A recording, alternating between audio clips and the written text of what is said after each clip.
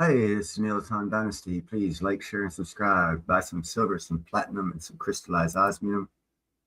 Don't listen to me. Everything I say is to be taken as bullshit. This is for fun, not for health or profit. Don't like, share, and subscribe. All right. What we have up here is, I don't know if you guys can see it. What it is it says here, let me get to this page. First off, for anyone here, can you hear me? Put a 5x5 in there if you can hear me, because yesterday I had a lot of problems and no one could hear me. So I want to make sure I got a 5x5.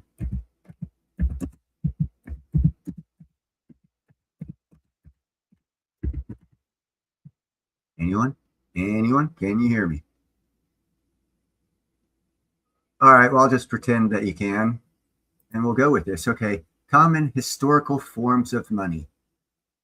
Barter, we all know a little bit about that.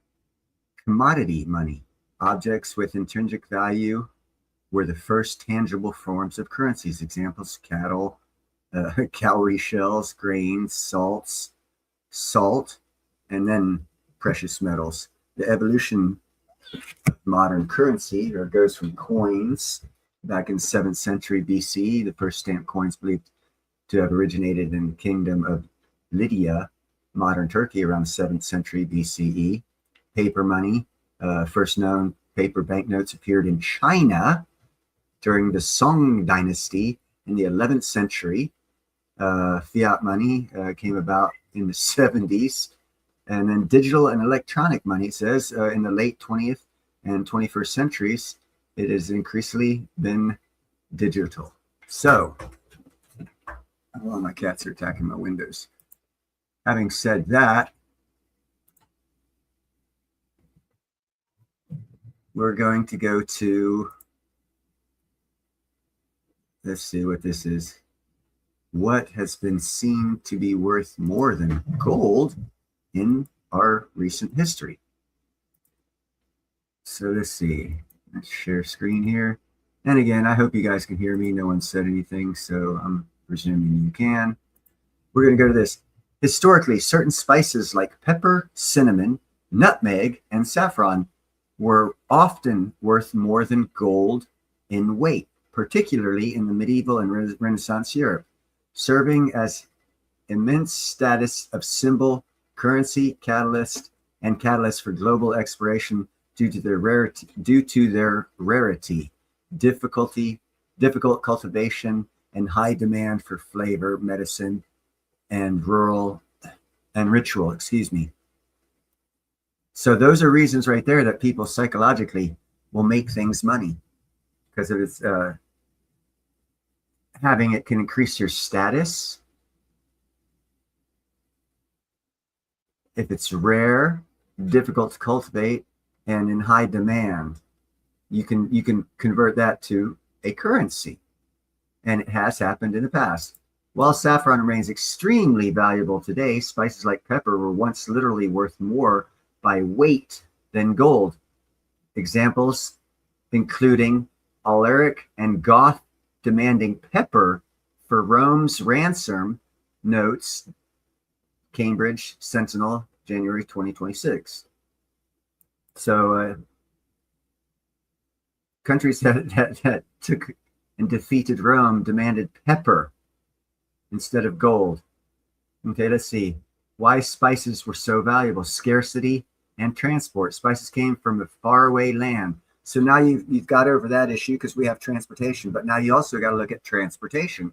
If we have bottlenecks in transportation, we're going to have issues that'll make things from faraway lands like India and the East Indies, requiring long, dangerous trade routes, to become incredibly expensive and rare in Europe, America, and other places. So that could still happen. In olden days, spice was used, again, it says here, display of wealth and power. That right there is a psychological thing for the wealthy. They like to feel like they're in power, and if they get something that's rare and hard to get, then obviously they'll use that. It was used in medicine and rituals, and that made it a little bit more expensive than gold. currency. In some instances, like with pepper, they functioned as a form of money, and money as noted in historical article from Cambridge Sentinel 26 January 1924. Examples of more spices more valuable than gold. Black pepper in Rome, Goths, and I already stated that, they ransomed Rome back in 410 AD. Nutmeg and cloves, extremely valuable in the 16th century, 17th centuries, their trade was central to immense fortunes of colonial conflicts, notes UCLA. Cinnamon, once known as the spice of kings, its origins were mysterious, allowing traders to charge exorbitant rates. Here again is another thing where supply and demand. It was just by shipping and their lack of ability to have a lot of it made that more valuable. All these different examples I'm giving of what made these things more valuable happen today. Saffron, the world's most expensive spice by weight. Even today, due to labor and intensive harvesting, it's extremely expensive. So basically what I'm saying is hey, what's up, Mo? With things that are happening in this world, like for example, Burkina Faso, Mali, and Niger, the three Sahel nations, have basically kicked or refused to let any Americans into their country. So any products that would come from that country, if they had any that we valued, would be more expensive. Now, that's not as good an explanation as I could give, but if it happens in one region of the world, it's going to start happening in another region of the world. It'll pass by fast, but you'll see other things in different areas of the world that people value more than gold, because of the isolationisms that are being caused by these different countries cutting themselves off from other countries. That type of scenario adds to a scenario that allows other things to be worth more than gold. Right now, we got all of our psyche and all of our YouTube shows and all of our TV shows talking about gold, so it's keeping it high in people's mindsets. But let something happen somewhere in the world where we can't get a certain product or commodity because it's only done in that part of the world, and you'll see that son of a bitch be worth more than gold in a heartbeat. You guys be quiet back there. Cats don't listen. All right, let's see. I've got another something here. That was a on-go from yesterday.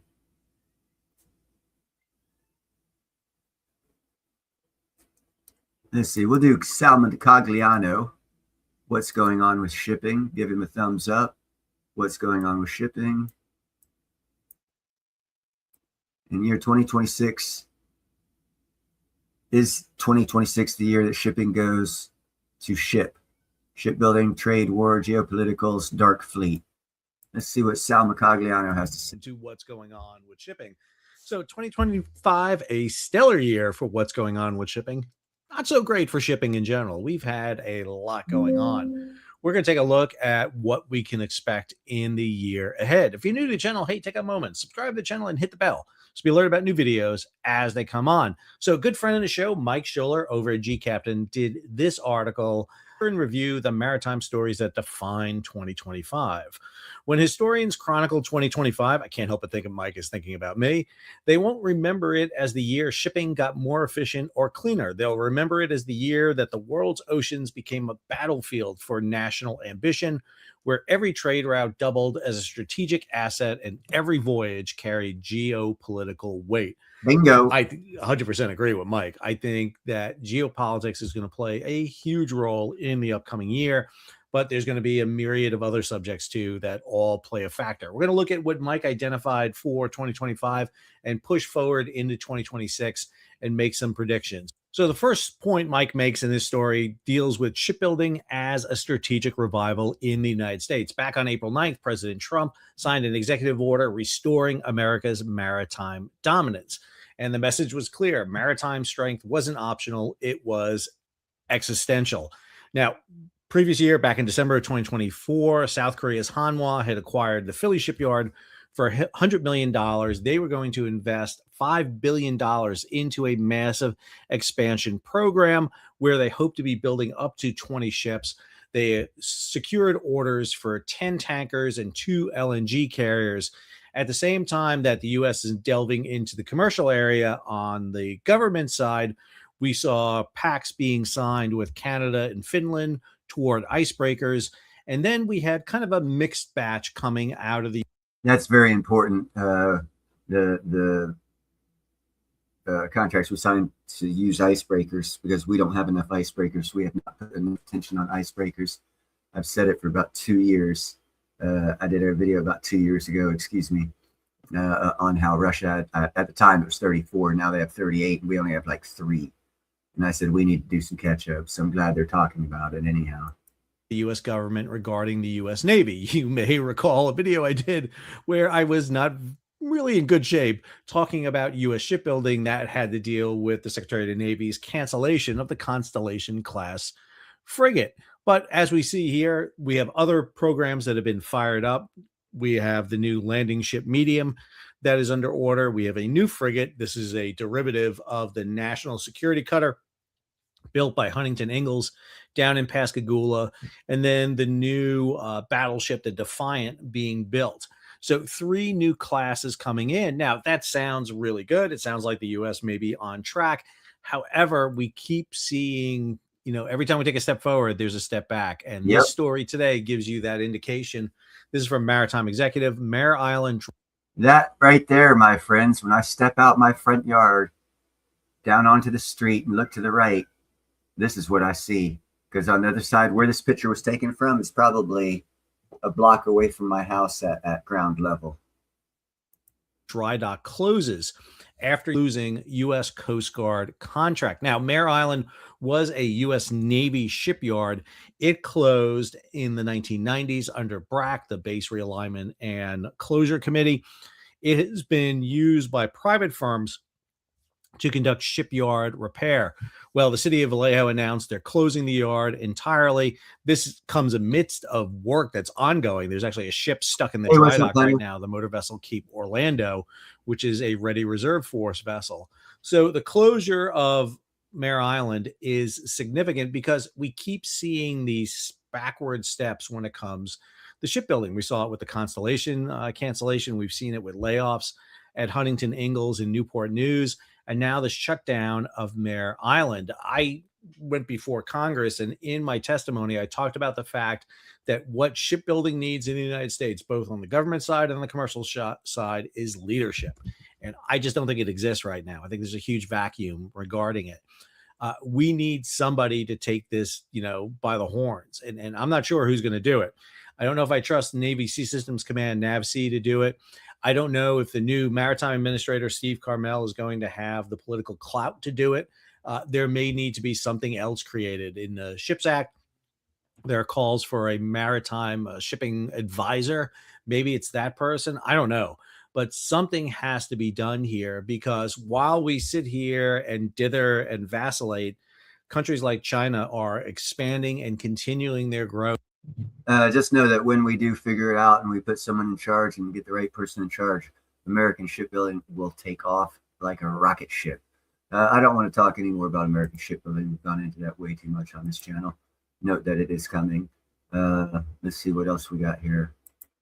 I think I got Sabine. Let's see. No, here we go. This story is a great story. I love this story. I've been talking about micro nuclear reactors. This is the National Desk. Pretty sure they're a news outlet. Just in case, I'm going to put their thingamajigger in chat here,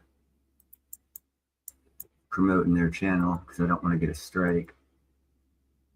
I just got rid of my 2 strikes that I had. I don't want to start collecting them right off the bat. So I want to give them full credit.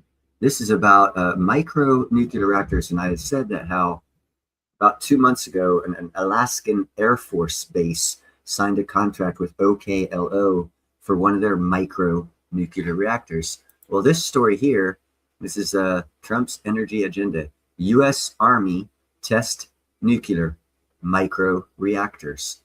They're signing a contract with NNE for NNE's nano nuclear energy, a stock I've talked about a lot on this channel, to get their first Kronos micronuclear reactor. So let's listen in and see that. I'm national correspondent Kayla Gaskins in Washington. They're small enough to fit on a truck, but powerful enough to run an entire town. Nuclear microreactors are drawing growing attention as a possible solution for clean, reliable energy. But major hurdles remain before they show up in local communities. When many people think of nuclear power, they picture massive plants spanning hundreds of acres. But a new generation of technology could shrink that footprint dramatically. Nuclear microreactors are the smallest type of nuclear reactor, producing less than 20 megawatts of power. Small enough to ship by truck, but strong enough to supply a data center, a college campus, or a small town. Like replacing a remote diesel generator in an Alaskan village or at a remote mine site. The administration is supporting all of these efforts. The U.S. Army. Did you hear what he said? For diesel power generators year round, for towns in Alaska, and for remote mine sites. So let me ask you a question. If it's a remote mine site and they have power, why would they need power? See, it's a trick on words that he didn't just quite tell you, but this, what he said was micronuclear reactor technology is going to expand mining into areas where they don't have infrastructure. Is now moving closer to making these a reality. As part of its Janus program, the Army has identified 9 installations under consideration to host microreactor power plants, including Fort Bragg, Fort Hood, and Fort Drum. Army leaders say on-site nuclear power would help protect bases from grid failures and from cyber or physical attacks on civilian energy infrastructure. I want to thank President Trump for making a nuclear renaissance possible. The administration says it's pushing for a broad range of next-generation nuclear technologies. And that's all part of America's strategy to own the energy markets of the world. If those 9 micronuclear reactors get put in those 9 sites that the Army wants, that means the Southeast just got freed up 180 megawatts of power not taken from the grid. That's going to lower power prices because now people are going to have to lower power prices to get people to use power through the grid. And the whole dynamic starts changing. That's why I've said by 2030, energy prices will be 75% cheaper than they are today. This is the lead up to that. Ultimately, we'll demo probably 10 different reactor designs in the next 24 months. Very exciting times. I think we'll see shovels in the ground building small modular reactors. Unlike traditional nuclear plants that take years to build, microreactors are designed to be factory built and deployed quickly. But that speed comes with a catch. Companies need major upfront investment to build factories, while potential customers want to see the technology proven before placing orders. And after decades of public mistrust around nuclear power, community acceptance may be the biggest hurdle for this new technology when it's ready for community use. Bingo. Community acceptance is the biggest harbinger of setback of micronuclear. But because you don't realize it, we've used it for 50 years in our nuclear submarines. It's the same principle of smaller micronuclear reactors being released. Again, same as like with the internet, the government used it for 40 years, turned it over back in the 70s or 80s whenever Bill Gates came out with the internet. It had already been around. It was part of the Army's intelligence corps. So the military always uses technologies for a good 20, 30, 40, 50 years before they turn them over to us. They've been using micronuclear reactors for 30, 40, 50 years in above ground, above water ships, and mostly in submarines. So it's about time the technology gets turned over to us. Knowing geopolitics, knowing that strategy, you will see now why I say America's going to own an energy market, because who the hell else can compete with us? China doesn't have any micronuclear reactors. They don't have nuclear subs. Russia, they got like 3 or 4, but they really can't afford to build anymore. They got problems in their backyard right now with Ukraine. So that leaves America right now a unique opportunity in the world business market to come up with this technology because of the Ukraine war, keeping Russia out of doing the same thing. And China doesn't even come close. That means we're going to lead the world in energy production. We're going to be shipping these things out throughout the world. the price of those micronuclear energy stocks are going to skyrocket. NNE, OKLO. I'm now adding NuScale to that. I think they're going to be going up big time as well. So you got to look at all these things, look at the geopolitics, see what's going on in the world, and then start making some financial decisions, not based off of personal feelings, but based off of what really is going on right now. Right now, the U.S. military is looking at buying, I thought 1, Army says 9 micronuclear reactors, and they're going to be buying them from NNE. The problem with Venezuelan oil is it's a thick crude. It takes a lot to refine. There's several different types of crude or oil, and again, laws, rules, regulations make things expensive or not. I remember back when we had our last oil crunch, Japan offered to trade us barrel for barrel our Alaskan thick crude for the sweet crude. Sweet crude is instantly available for industrial use. The crude oil we were getting out of Alaska at the time, it needed to be refined heavily. But because of our laws and regulations, we could not exchange our oil for Japanese oil, even though their oil was better refined. So it's rules and regulations that keep a lot of things from happening. But when it comes to Venezuela, they don't have production down there. America's got the refineries. Venezuela doesn't. And their oil is not the best either, from my understanding. I mean, oil is oil for sure, but it comes down to the cost of refining it. And that's where oil is not oil. That, and they had a lot of, what do you call it? Blocks in the way of getting that oil out of the ground and out of the country to the refiners. As you saw, we just past 2 weeks, we confiscated 2 oil tankers, letting them know that none of their oil will be getting out. So it's hard for China to go up against America if they want to use Venezuela as a pawn, especially after they tried using Panama as a Chinese pawn, and we made sure that didn't happen. And I think the next thing you're going to see is Cuba is going to fall and become more friendly to America as well. Well, yeah, that's because they have a drug dealer running their country. That's just plain and simple. He had no fucking clue on how to run a country. He knew how to steal it of all its wealth, and that's what he did. And when you're stealing wealth from a country, you don't do maintenance on inner projects that keep your country going. You just steal the money from it and don't reinvest. And that's exactly what the president of Venezuela did. And he really wasn't president. As they say, he was a narco-terrorist, because he did not win the elections. As the Nobel Peace Prize winner of this year says, he was a critic of his, who was also a Venezuelan lady.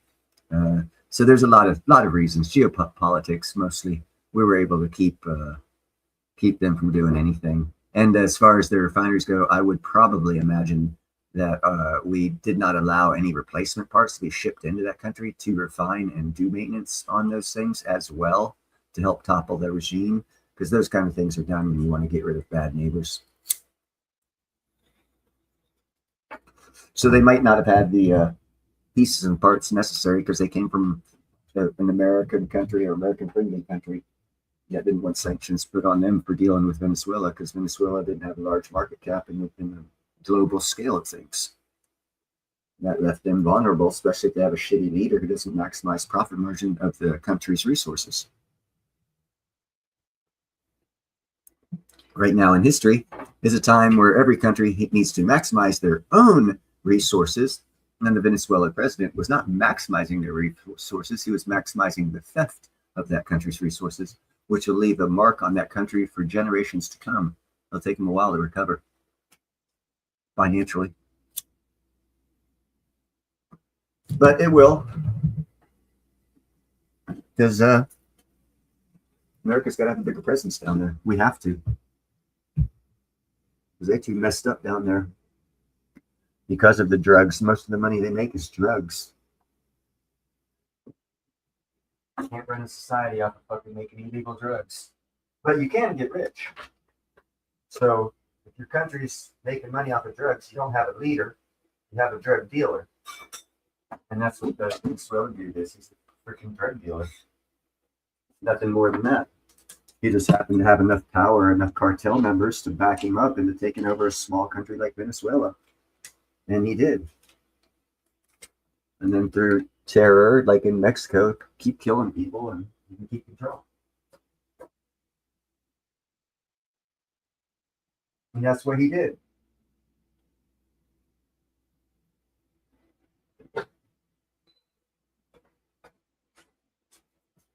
It would have been kind of cool to see a private company, security company, go in there get him, because there was a $50 million bounty on his ass.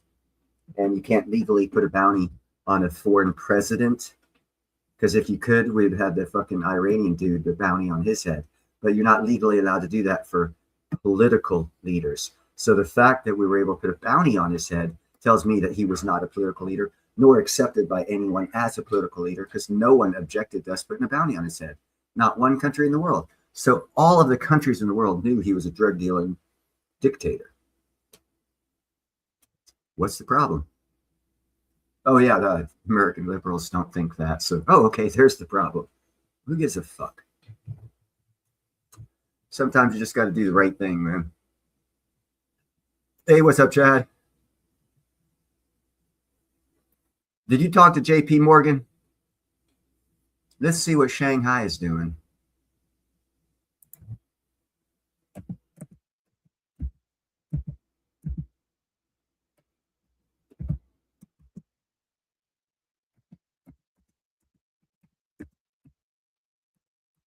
Typing in Shanghai silver price. Daily price chart. Okay. Hopefully we'll have it in American money. Nope, it doesn't.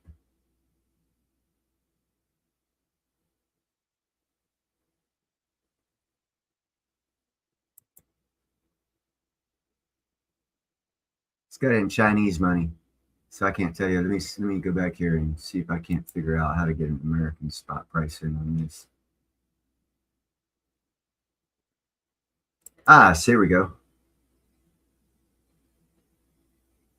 Ooh. Let me share screen here. It's not looking too pretty right now.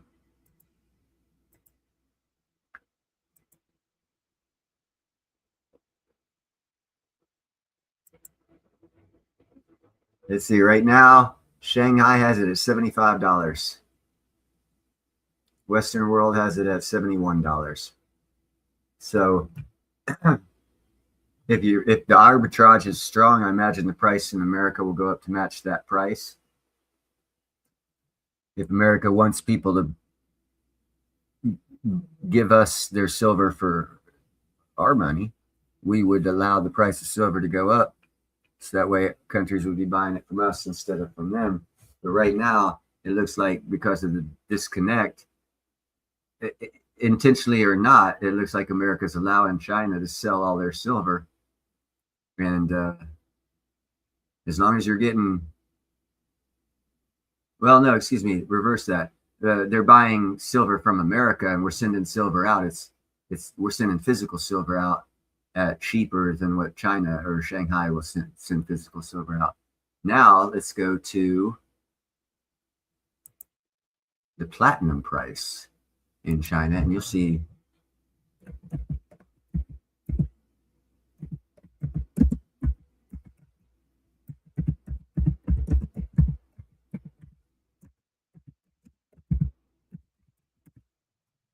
a real big disconnect.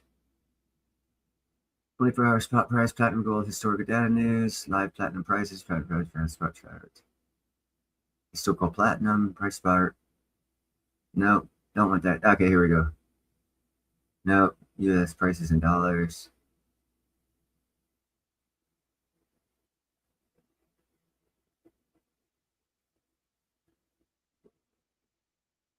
It's not giving me an American breakdown in dollars. Gold broker. Shanghai gold, or platinum. Let's see if this one will give it. Last I checked, platinum over in China was 1,800. an ounce. Let's see. No, they've got it at 2,100. But a couple days ago in China, yeah, it's a $4 difference, Chad, and that's where they're giving away fiat and getting real money. So anyone who's selling to China right now, you're going against everything that you freaking talk about doing, because you're taking fiat dollar for real money and you're giving it to the communists. And that's what they want you to do. That's why the price is higher over there than it is here.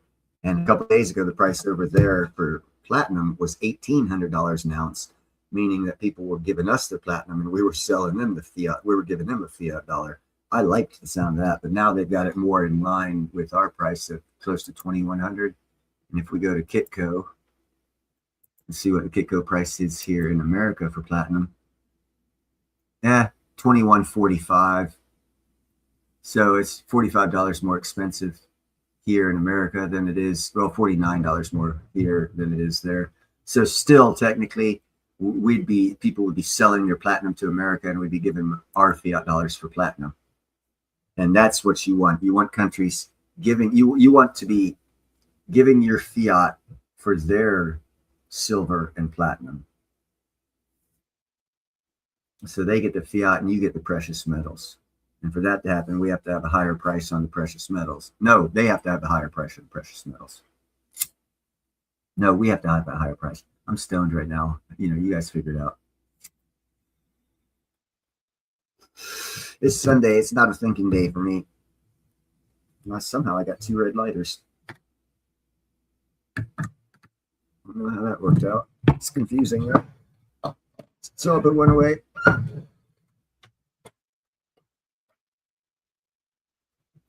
Oh,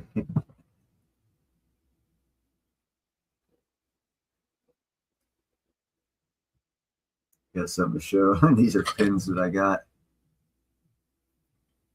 I mean, this and get rid of that. Someone gave me these 2 pins.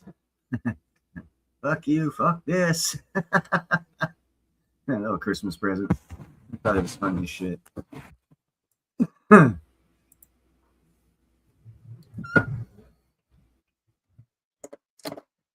didn't know they made pins like that. But it's cool that they do. It was fun to see. Well, I'm very, very, very, very, very, very excited to get my business running started here, hopefully by next month. If I can lock down this job coming up, it'll definitely help me get there. If not, it'll be a little longer. I've not been getting too lucky with work out of my union hall as of late. Give me about 15 seconds. I need to put some milk in my tea.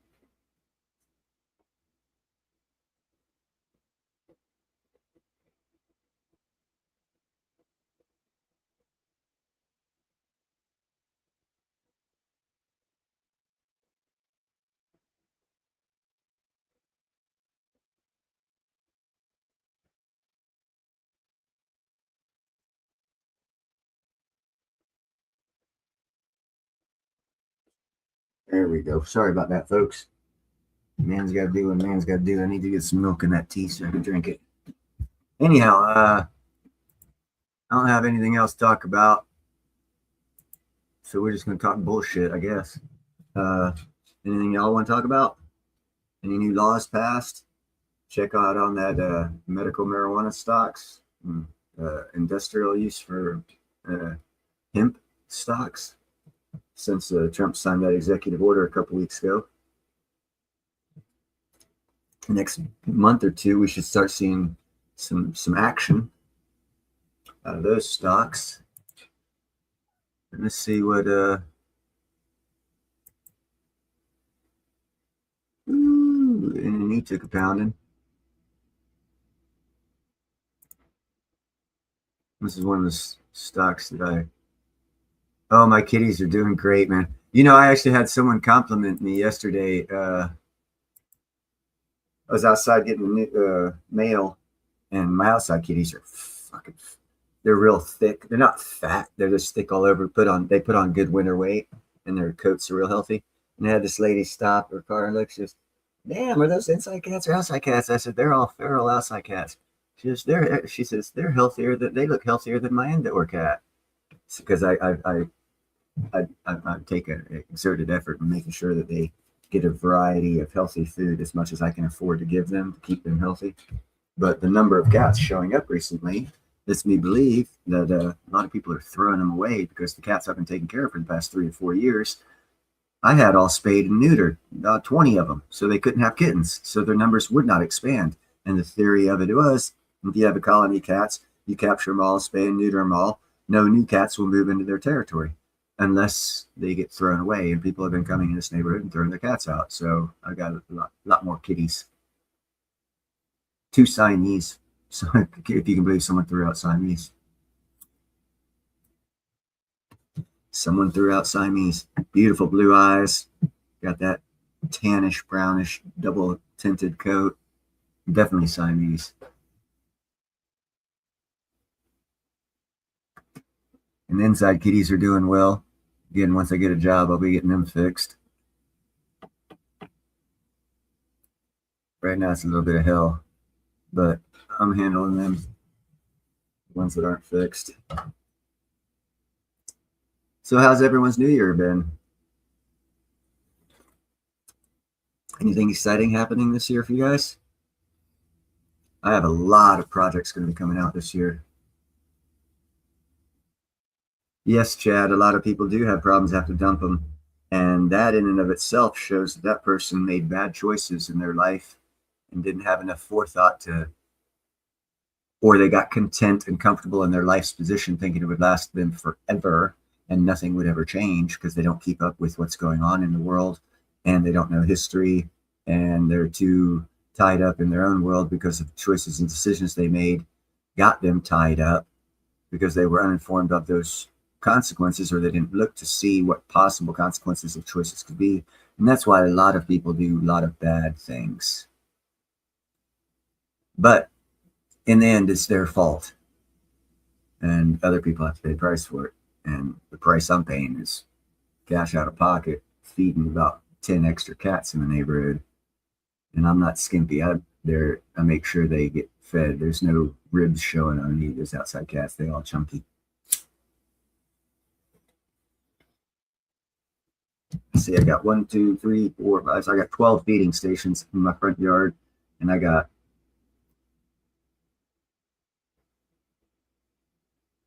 9 watering dishes between the front and backyard for the outside cats.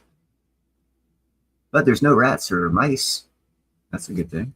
Because when I first moved here about 8 years ago, there was a bad rat and mice problem. Very bad. Guy next door, he ended up moving. And then my neighbor now bought that house. But he used to sit in the back of his, by his back door, take his BB gun out and shoot at rats. And going around his shed, which has already been tore down.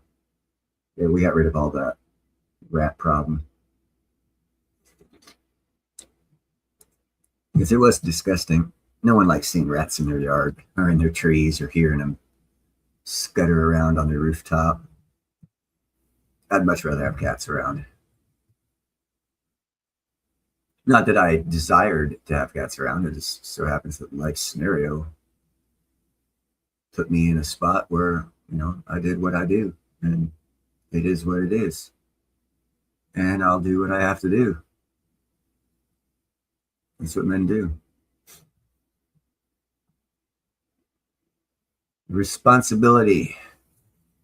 You gotta look back every time. I'm not responsible. I'm not responsible. As humans, yes, we are. You can deny your personal responsibility all the hell you want. But when you go to the other life, you're not going to have that same excuse made available to you.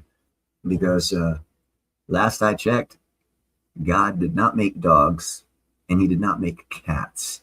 He made wolves, tigers, and lions. Humans domesticated wolves, turning them into dogs. And then over several thousands and thousands of years, we have a whole different species of man-created animal known as a dog. Lots of species. Same thing happened with the cat. So they are 100% human responsibility. That is the best, along with all the love and fun and everything else. It's one of the best is they chase away mice. But if you don't like cats, another way to get rid of mice is just to put out baking soda. Mice, it doesn't work for rats, but it does work for mice. Mice will scurry away from baking soda. So if you know there's a mouse in your house and you have an idea where he's at, just put some baking soda out. He'll get that idea.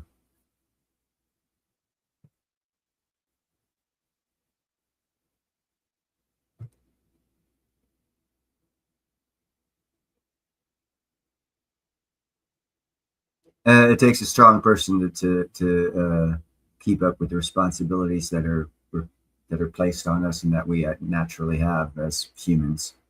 Everyone wants to divert, delay, deny. Very few will take responsibility.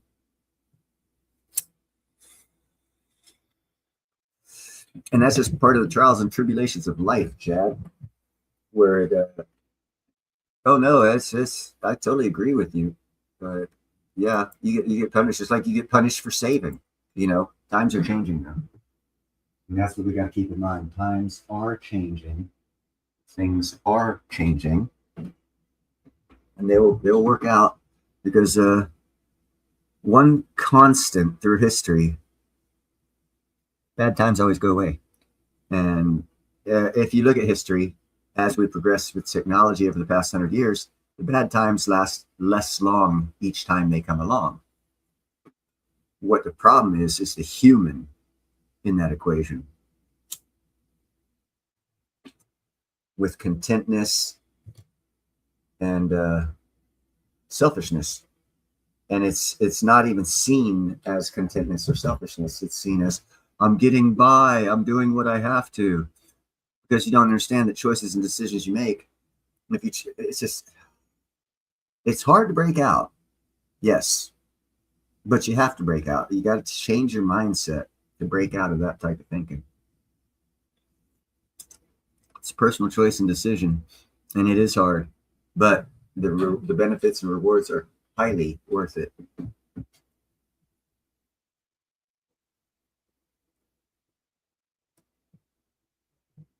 Yeah, and I'm glad you realized that. That's a learning experience, and it's a personal learning experience, Chad.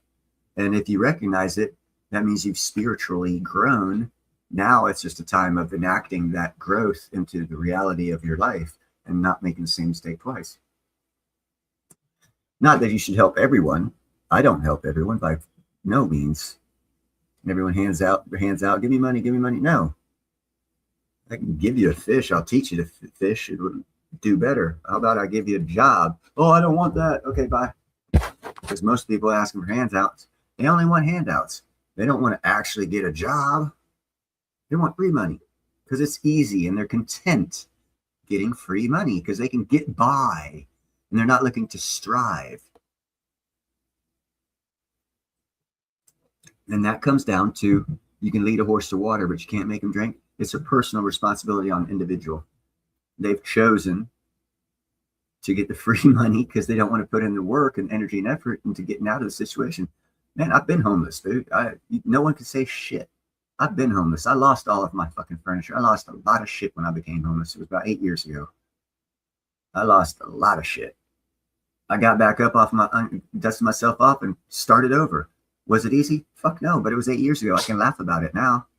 Back then I wasn't laughing. I was homeless. It sucked ass. And I didn't like it. And I turned that into determination not to allow it to continue instead of giving up. That's the difference between the horse that you lead to water that doesn't drink and the horse that finds the water and drinks on its own. You know what you need to do to survive. You make it happen. Personal choices and decisions. My personal choice that got me freaking kicked out of my last residency 8 years ago was I chose to be an iron worker. And there was absolutely no work. So I had no income. I saw that happen. I started saving, preparing. It happened again this time. I floated through 4.5 years. I've gotten like 6 months work in 4.5 years. So, you know, that's not a lot of work. That's like 6 weeks of work a year, the past 4 years. And I've still been able to survive because I learned from that experience of being homeless and being kicked out of my house because of the experience of not having any work. So I grew from that experience. I'm making it through this one. It is now coming to an end. In the next couple of months, work will start picking up, things will be changing around. And coming out of it, I'm even going to further myself. So the next time it happens, it won't even affect me in 7 or 8 years. And it's starting by working for myself, because working for other people, you're reliant on them. So a choice and decision you have to make. Do you trust someone else to give you money every week for doing work for them? Do you trust that they're going to make the right decision for themselves to keep that company open, to keep you employed? That's a lot of trust. If your answer to any of that was no, start working for yourself. And if you can't do it, start the process of learning how to work for yourself. And in a couple of years, you'll be working for yourself. And in a couple of years after that, you'll be a lot better off. Well, Trump hasn't kidnapped anybody. Why should he kidnap anybody is my question to you.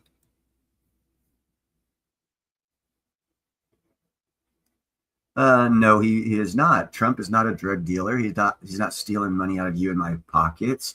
He's not killing his political opponents. I mean, Harris is still walking around. So is Walz. So he's not killing his political opponents. He's not kidnapping people, extorting them for money of his own personal countrymen.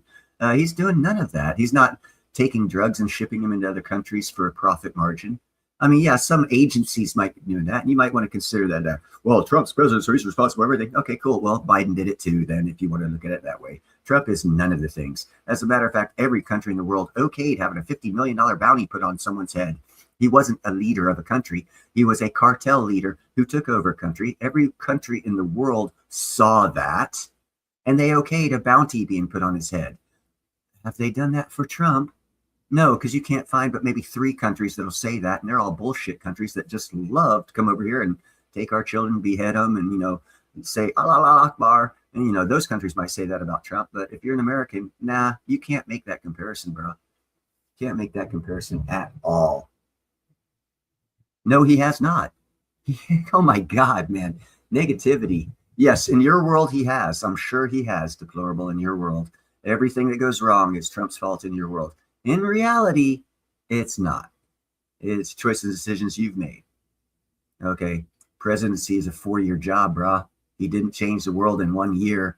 Government hasn't even changed. He doesn't even have all of his people in positions yet. He hasn't even gotten rid of Biden officially. He just got rid of 26 embassy people that he should have been legally allowed to get rid of on his first day in office, but somehow he was not allowed to, quote unquote, legally, like no other president in history. But hey, let's not consider our own Democratic Party fighting our own government for their agenda of allowing illegal citizens in this country to be giving our free money to them instead of us, since we're the ones that worked for that free money, so that they can have votes. And that's exactly what's happened. If you look at your local areas and see if there's any politicians being picked up by the criminals. And I think there is a judge out in Arizona that already got thrown in jail for 6 years for helping an illegal out. So things are changing, and those attitudes are not good ones to have if you want to prosper.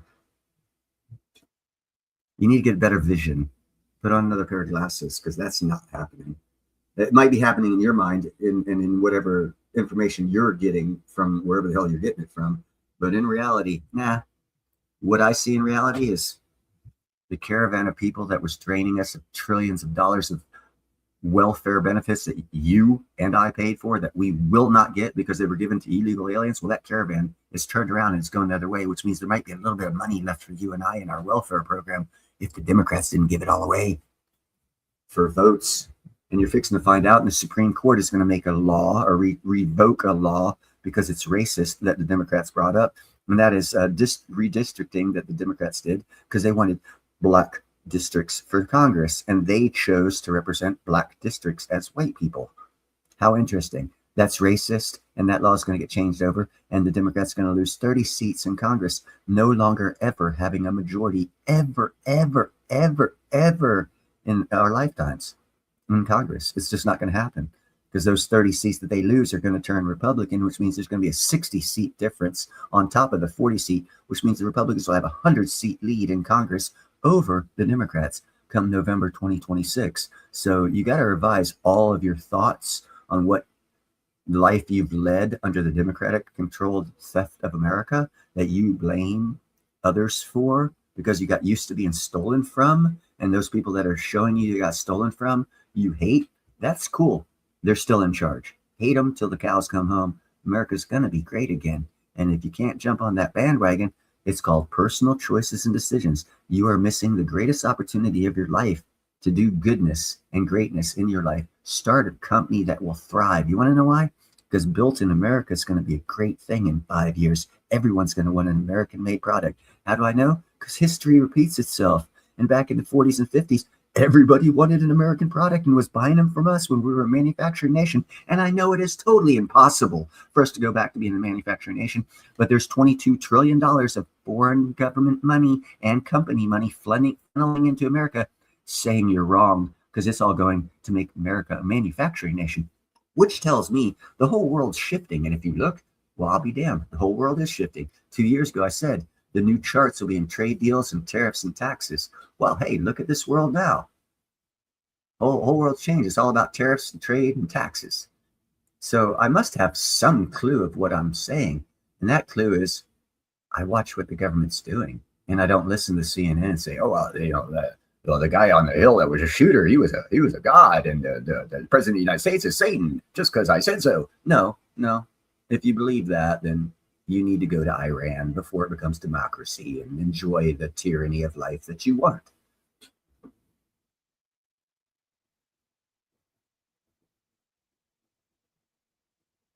We're changing economic systems, dudes. Our dollar is dying. What you're experiencing right now is 1968, 1969, 1970. And when I say that, I mean, because back then we had real money. In 71, we went to a fiat dollar. Well, now you're experiencing the exact opposite. The death of the fiat dollar and the back to the real money, or a different source of money. And that's coming. And I know you can't accept that because it's never happened in your lifetime. It didn't happen last week and it won't happen tomorrow, but it's going to happen. It's a foregone conclusion. It has been written in law, and that law is this one right here.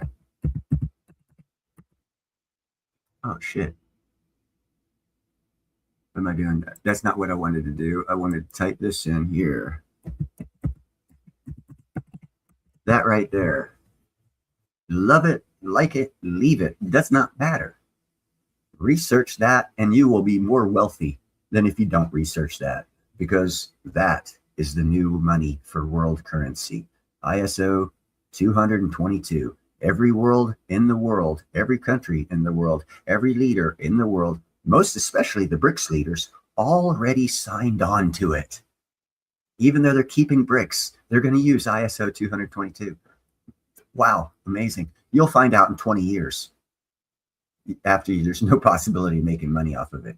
I already know, and I'm trying to tell people, inform people. You don't have to believe me. It's a personal choice. If you want to make money, research ISO 20022.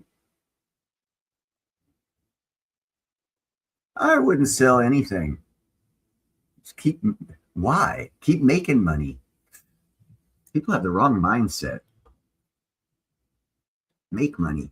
And anyhow, as far as every stacker out there goes, oh, I'm going to trade my silver for goods and services. Do you have an unlimited supply of silver? Because if you're going to trade it for fucking goods and services, you better have an unlimited supply of silver. Otherwise, you better have a plan B on how are you going to earn more silver. Now, if you start thinking on that one rather than, well, I'm going to have my silver ride me through it, and I'm going to give away all my silver to get me through this, and at the end, I'll have no silver. That's what bad times are for, to drain you of all your damn silver and gold, so you'll use it. So in bad times, come up with a plan to make more of it, because that's what they don't want you to do. But yet everyone's falling into it. Every prepper I've heard on every channel is selling you the line of bullshit that's going to get you broke. Don't use your precious metals in hard times. Find ways to earn precious metals. Make pizza and sell a pizza for 1 ounce of silver. That way you're getting rid of dough and some supplies that didn't cost you as much as the silver, but you're getting an ounce of silver in return. You're gaining the precious metal. You're not giving it away for that fucking pizza. It's just like a fiat dollar. You're giving away the silver fiat dollar. You're giving it away for pizza. Become the pizza maker.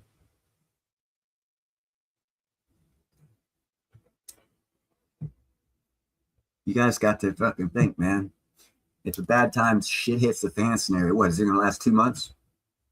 2 years? 10 years? Hey, if it lasts 10 years, you got enough silver? Everyone got enough silver to keep your family alive for 10 years? Chad might. No one else does, because you'll need about 20,000 ounces of silver for 10 years for a family of 4 to keep them going. And at the end of that, what you're going to have? Nothing but you made it through the bad times. Now you're going to have to get to work and start earning more silver. How fucking stupid a thought process is that? Because if you think it through, the other side of the coin of stacking, oh, I'm going to sell it all, I get rid of it and save myself in a shit hits the fan scenario. Why? In a shit hits the fan scenario is the best time to acquire silver and gold, because everyone's going to be running around. Oh, I bug out and I forgot my tampons. Oh, I ran out of tampons. We've been bugged out for 2 years, and oh no, there's no more toothbrush or toothpaste or ibuprofen. Well, there's the silver and gold right there. If everyone's going to bug out in a shit hits the fan scenario, hey, start collecting the stuff they're going to leave, because they're going to need it. Band-Aids. Hey, everyone's going to get cut out there. Does you think everyone's got a year's supply of Band-Aids? Hell no. They ain't even thinking of Band-Aids bugging out. Oh, I got my bug out pack. What's in your bug out pack? Oh, I got a knife, a lighter, a flint, and some string. Cool. Oh, and my silver. Oh, right on. Cool. Yeah. I'll sell you my Band-Aids and toothpaste and other hygiene equipment when you realize you stink, smell like shit, and your body's rotting off because you're not taking care of yourself because you bugged out. I mean, everyone's just got to get real.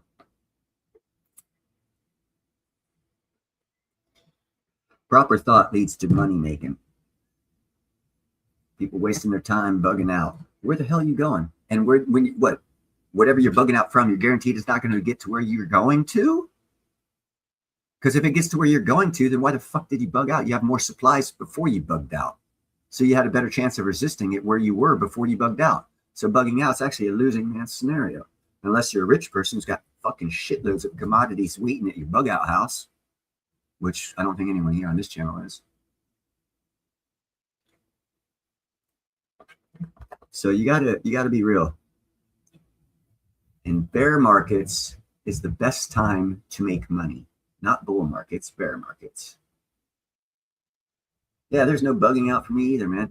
I hope everyone else does, because if 5 neighbors bug out, that gives me 200 gallons of fresh water. That'll almost last me a year. If you bug out, do you have a year's worth of supply of water, fresh water? Because see, I'm smart enough to know every freaking hot water heater in every one of these houses has 40 to 50 gallons of fresh water in it. Already heated, boiled, everything. It'll be cooled down, because when they leave, hopefully they'll turn the gas off. And if they don't turn the gas off, it'll be hot, fresh, processed water. and that's not even considering all the other supplies I'll have in bulk as they bug out with their little backpacks. I'll be rich as shit. I'll be selling water for 1 gallon of water. Give me some silver. I got this from your house anyhow. And now I'm going to get 40 gallons of water sold and gain 40 ounces of silver because you bugged out and I took your hot water heater water and I'm selling it back to you.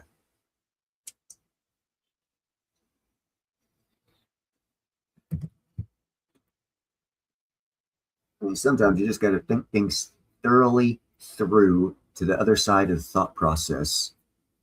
And I give this example quite frequently. There's 2 people I can think of right now. One person's name you know, and one person's name who I do not know. He made the most money in the California gold rush, and neither one of them panned for gold or dug for gold or had a gold pit or a gold mine.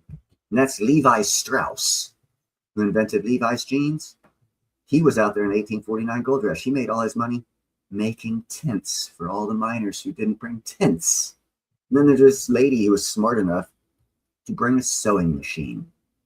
And she got so much gold because all she was doing was sewing up everybody who was getting the gold out of the river. She was sewing up everything of theirs that got torn and ripped. And she got gold. And she kept that gold. And so did Levi Strauss. And they were the richest people out of the gold miners, not the people getting the gold, but the people selling the shovels, the pans, fixing the tents, and making the tents. They're the ones who made the real money. So everyone's on this gold, gold, gold. Yeah, okay. Be on that trip, man. Look around you. There's a lot of money to be made. A lot more money to be made. Just, you got to open your mind and think.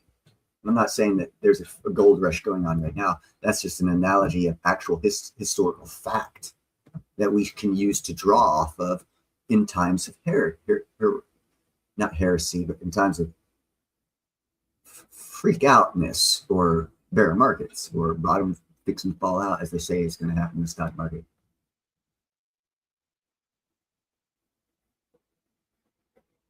Well, Chad, you can also just in advance get a generator, a small generator, $500-600. It's got a built-in inverter, so that way you can take your solar panels and run them straight into your generator. And at least during daytime hours, while they are generating power from light, you can keep your refrigerator going, everything going. And then at night, when it's not generating power, you just don't open the refrigerator door. Next morning, when the sun comes up, you'll have power again. You just won't have power overnight. And you can do that without any fuel.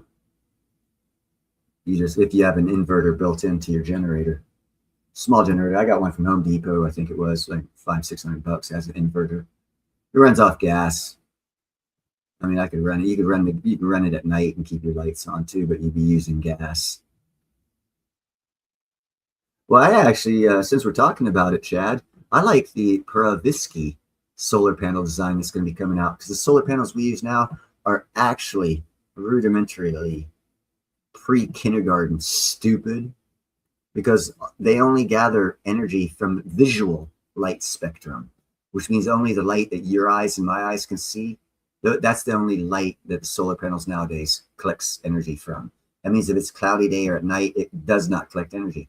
The Pravitsky solar panels collect light from the visual spectrum and the ultra-red and infrared, or ultraviolet and infrared. So it can collect energy whether it's daytime, nighttime, cloudy or not. It'll be collecting energy 24/7. The efficiency rating is about 30%. Solar panels we have now, the highest efficiency rate is like 24.9. And the cool thing about the Pravitsky solar panels, they use copper, not silver. Ain't that cool? So we're going to have a new solar design coming out, and I suggest you guys buy that solar design because it's a lot more energy efficient, and it'll serve you day or night, to where a blackout scenario comes out. Again, if you had a generator with an inverter built into that generator, you could take the Pravitsky solar panels and run their power unit wires through your generator that has the built-in inverter, and you'd have power 24/7. So technology is fixing to increase the likelihood. And you could actually even do that if you just wanted to do like a, what do you call those, remote living scenarios? Just a couple Pravitsky solar panels and a built-in inverter and a generator, and you'd have your own power. You wouldn't need anything else. You'd be so set. Your greatest fucking achievement that most people can't get without spending a lot of money on is self-sufficient power. And just with maybe like 5 or 6 Pravitsky solar panels and a generator with inverter built into it, you'll have all of that.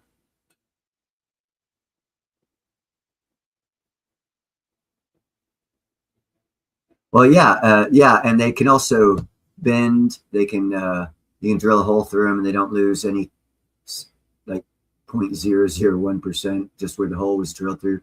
With solar panels now, if you drill a hole through them, the whole fucking solar panel is useless. So that way, if you have like your panels out and there's a hailstorm, it won't affect them. And that's the new technologies that are coming out. They've already got the heated jackets. They're still battery powered, but as soon as that technology, Pravitsky technology, gets perfected, they'll be able to line jackets with that product with silicone. It's not silicone, it's something. It's the design, the way they do it. It makes it flexible. A flexible solar panel, you can actually make a jacket out of it and have a heated jacket that just by the light, day or night, will continuously keep it heated without batteries. So therefore, the Energizer battery company is going to go out of business once that technology comes out. You'll be able to paint a boat, and the whole boat, anytime, day or night, is gaining power. So you're whether or not it's solar panel or powered or wind powered, if you paint it with that type paint, you'll have more than enough fucking solar panel. You won't need the wind. It's going to change everything. Technology's coming. That's going to blow your mind. If you do research and development, not research and development, if you do research on what your country is doing, where they're funneling their money, where approvals are getting for projects to start, where money's flowing, and then do research off of that, you'll find out the host of opportunities that are going to be blowing your mind over the next 4 years. It's just freaking outstanding.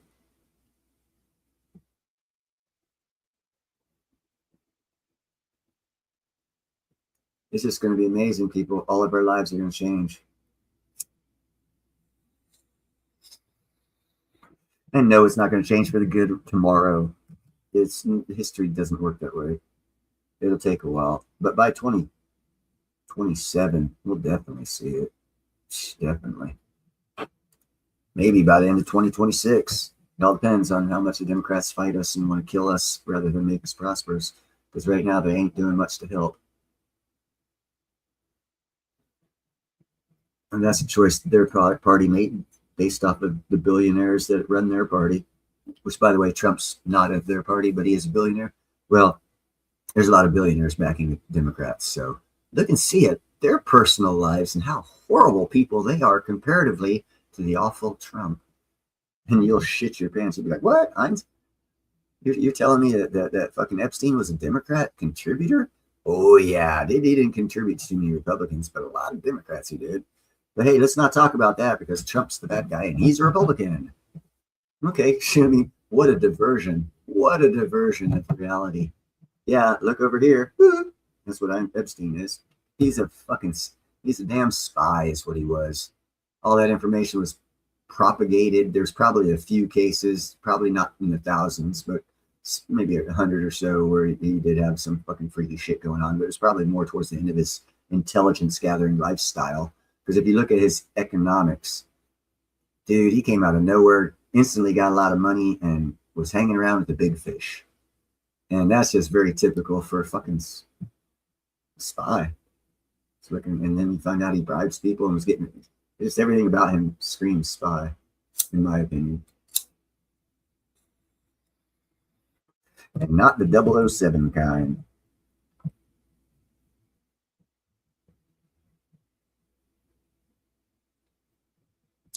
All right, well, we've been going about an hour, 5 minutes.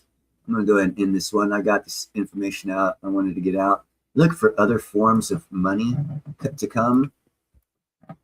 Because just like saffron, peppers, lavender was worth more than gold for several hundred years of our past 1,500 years, new money comes around. New perceptions of money comes around. Do they last? No. Will they last longer than you and I are alive? Oh, hell yeah. So you can make money or you can cry about it.